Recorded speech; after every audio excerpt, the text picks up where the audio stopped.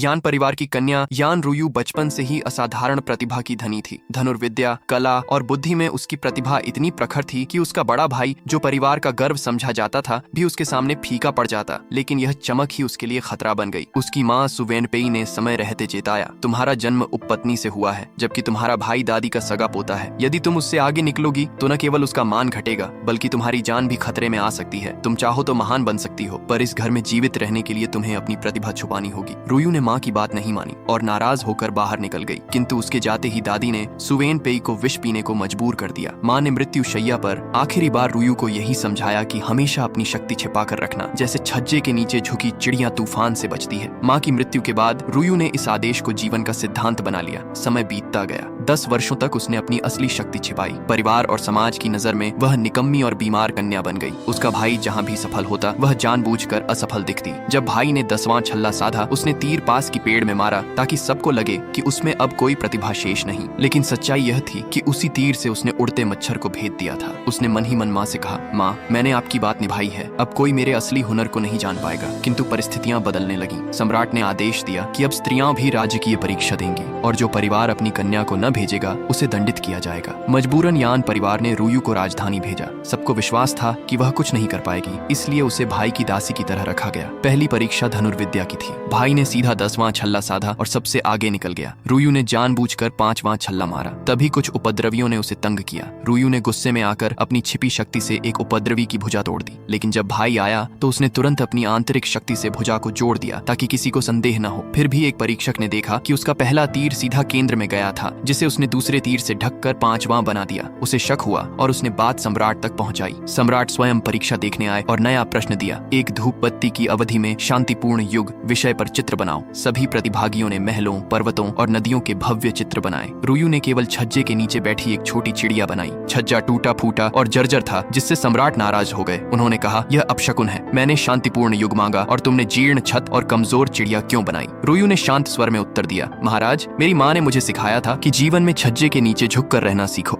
उस चिड़िया के लिए यह छज्जा ही सुरक्षित संसार है। यही उसका शांतिपूर्ण युग है और जब तूफान थम जाएगा, वही चिड़िया पंख फैलाकर असली आकाश में उड़ान भरेगी। दरबारियों ने उसका मजाक उड़ाया।